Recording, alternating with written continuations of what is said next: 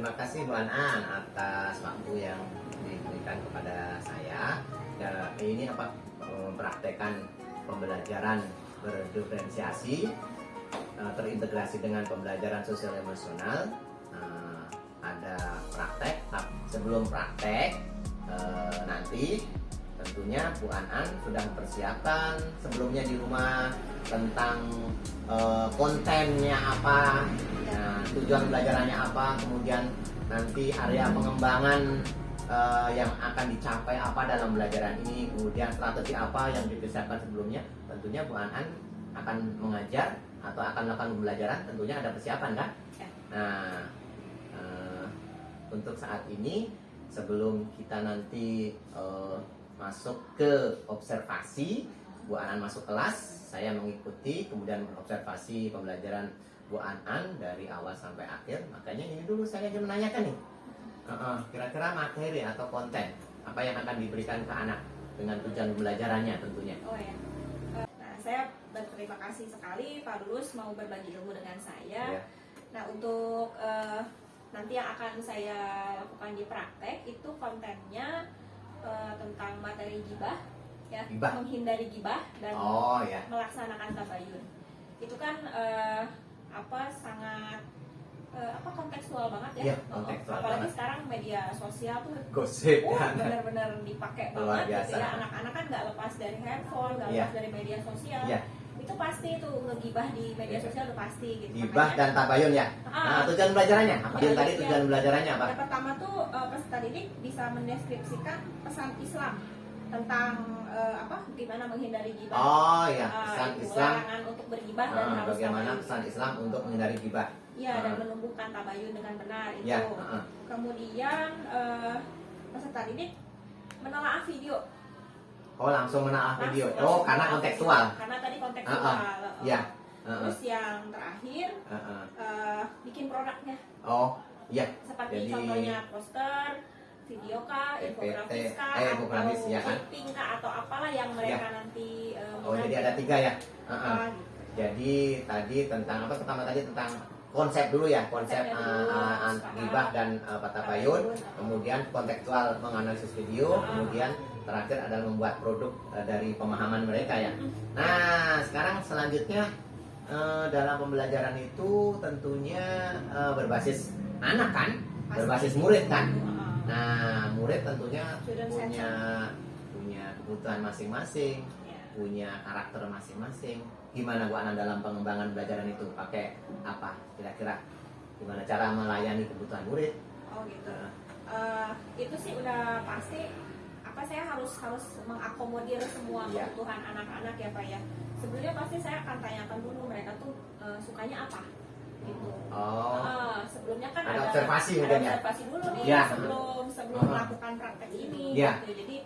Jadi nanti ditelaah mereka tuh gaya belajarnya seperti apa, minatnya seperti apa gitu ya. Persiapannya juga seperti apa. Pasti arahnya ke pembelajaran berdiferensiasi tadi gitu. Karena variatif banget nih, kelas 7 aja ternyata dominannya itu anak-anak auditori. Anak-anak auditori dari gaya belajarnya sementara ini ya. Dengarkan. Ada juga yang mereka tuh double auditori dan visual. Ada aja biasanya, atau multiple intelijensi atau apa itu namanya. Seperti itu makanya. Dan saya excited banget ya di anak-anak 7A ini diskusi sebelum beda sama anak 7A. Lancar. Berarti pembelajaran kita akan melayani siswa dengan pembelajaran berdiferensiasi karena mereka kebutuhan belajarnya beraneka ragam ya kan, dari segi gaya belajarnya terutama tadi, kemudian minatnya untuk produk-produknya. Oke, Mbak Nan, itu akan dilayani kayak gitu ya. Terus tentang ini kondisi sosial emosional mereka ada ini tadi gimana cara pendekatan dari mulai pengantar mengajar, kemudian ketika mengajar untuk mengendalikan atau menghargai sosial emosional dari murid-murid. Kalau saya, yang biasa saya lakukan Pak Lulus, biasanya saya tidak akan langsung ujuk-ujuk ngasih materi gitu. Biasanya nanya kabar dulu lah, kesadaran diri mereka, kemudian sikap saling menghargai, menumbuhkan sikap saling menghargai antar teman, kemudian ini manajemen sosial, manajemen dirinya. Kadang-kadang kan anak ada aja yang suka usil sama temennya dan dia bukannya ikut belajar, tapi suka ngeganggu temennya gitu. Nah, itu kan harus coba dia tuh diajak untuk bisa ngendaliin diri dulu deh, tahan diri dulu. Nah itu gitu kan. berarti manajemen diri. Manajemen dirinya. Dan nantinya ketika diskusi juga diarahkan supaya bisa saling menghargai pendapat teman-temannya. Oh, itu manajemen sosial itu berarti kena berarti ya. Kena. Empati. Menghargainya, karena tidak jarang juga anak itu ketika berdiskusi malah saling mengandalkan temannya, ah teman saya udah bisa gitu. Padahal dia masuk dalam kelompok itu gitu. Iya benar. Saya nggak mau tuh itu terjadi. Gitu. Karena yang sudah seperti itu ya Pak ya. Saya ingin sih kolaborasi tentunya di dalam kelompok. Anak-anak itu coba deh gitu ya. Nanti biasanya saya suka keliling sih Pak. Iya. Suka keliling ke anak-anak. Coba nanti utarain pendapat masing-masing supaya jangan ada satu orang yang dominan gitu.